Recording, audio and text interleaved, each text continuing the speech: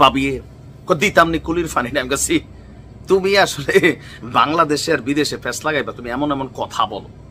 কত তারার সমস্যাটা কি তা ভাই, আমি এই জিনিসটা বুঝি না। ভাবির একটা প্রশ্ন, আমার টাকা দিয়ে আমি কইরাম, তোমার টাকা দিয়ে তুমি করতে আসো, তোমার টাকা দিয়ে তুমি কইরা দুনিয়াটার ভিতরে তুমি একটা ভেজাল লাগাই রাখছো, বেচতে আসো, পয়সা কামাইতে আসো, আবার অন্যরা একটা দমক টমক দিতে আসো। তো আমরা টাকা দিয়ে আমরা করতাম গেলে তুমি কি আমার দেশের মালিক না আমার দেশের জনগণরা খাওয়াও না পড়াও?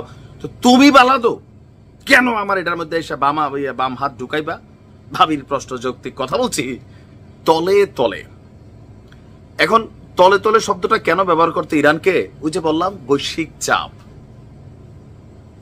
ইরান এবং যুক্তরাষ্ট্রের মধ্যে একটা চুক্তি হতে যাচ্ছে, তাই না? আপনারা দেখছেন যে পরমাণু ইস্যুতে যুক্তরাষ্ট্র প্রথমে অ্যাটাক করবে, পরবর্তী সময় শান্তি আলোচনার টেবিলেও বসছে যে সব করো কিন্তু তোমরা পরমাণু জিনিস বানাইও না। এখন ইরান দৃশ্যত চুক্তিটাতে সম্ভবত সাইনটেইন করতে পারে। ইরানের আবার শর্ত আছে যে পরমাণু ইস্যু নিয়ে কথা বলবা, ঠিক এইটাই, এর বাইরে অন্য কোনো ইস্যু নিয়ে কথা বলতে পারবে না। তারপরও আমেরিকা লাজের পোজা ভাজে বইয়া ঠিক আছে আমরা তাহলে চুক্তিটা সাইরালাই। এখন ঠিক এই চুক্তির আগে ইরান পারমাণবিক বোমার মালিক হওয়া থেকে খুব বেশি দূরে নেই।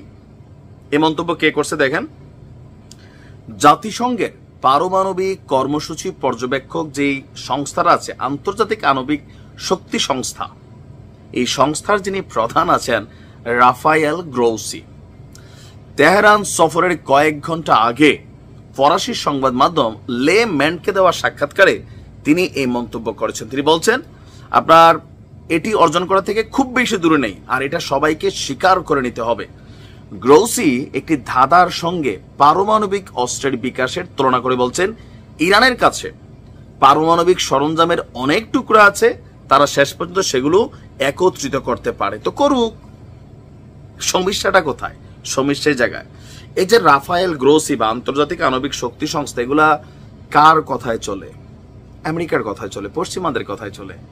আপনি দেখেন আন্তর্জাতিক অপরাধ আদালত নিয়ে আমরা কি চিন্তা করি যে ওরে বাবা শেখ হাসিনার মামলা হয়েছে, উনি কোনো দেশে গেলে অ্যারেস্ট করবে, কিন্তু এই আন্তর্জাতিক অপরাধ আদালত ইস্যুতেই আপনি দেখেন যে নেতানিয়াহুর বেলায় কি সিদ্ধান্ত হয় পাত্তা দিচ্ছে, জাতিসংঘের বেলা থেকে কি সিদ্ধান্ত হচ্ছে পাত্তা দিচ্ছে। জাতিসংঘের প্রধানকে সরাই ফেলতে বলে, কারণ কি এদের মাথার উপর কে আছে?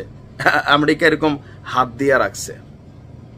তো সেই জায়গায় এই যে সংস্থা এগুলা সব পশ্চিমাদের তৈরি করার, এখানে যারা বৈশা রয়েছে এদের টোটাল কনসেন্ট্রেশনটা হচ্ছে মুসলিম রাষ্ট্রগুলো বিশেষ করে আপনার যেন শক্তিশালী না হয়।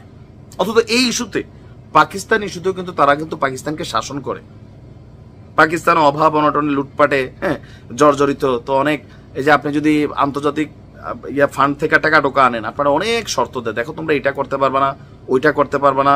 কোনটা? যেটাতে আপনার রাষ্ট্র শক্তিশালী হবে, এই টাকা নিয়ে এই কাজে লাগাইতে হবে। এমনকি মনিটরিং করার জন্য লোক রাখে। আপনার টাকা দিয়ে আপনি করবেন, কিন্তু না, পশ্চিমারা দিবে না। তো ইরান যে কাজগুলো করছে দৃশ্যত এটা দেখা যায় না, লাইক ভূতের মতন। আমরা বলি ভূত আছে, জিন আছে, ভূত নাই। তো ভূতের মতন ইরানের কাছে আছে, কিন্তু জিনিসটা দেখা যায় না, কারণ তলে তলে ইরান পাহাড়ের গভীর পৃষ্ঠে পাদদেশে আপনার এই ধরনের কর্মসূচিগুলো চালায়। তো এটা বোঝা যায় কেমনে ইরানের ভাবসাবে আর যেই পরিমাণ বাজেট এদের এগুলোর জন্য, তো এটা ক্লিয়ার। যাক, ইরান আগায় যাক নাকি, ভালো থাকে।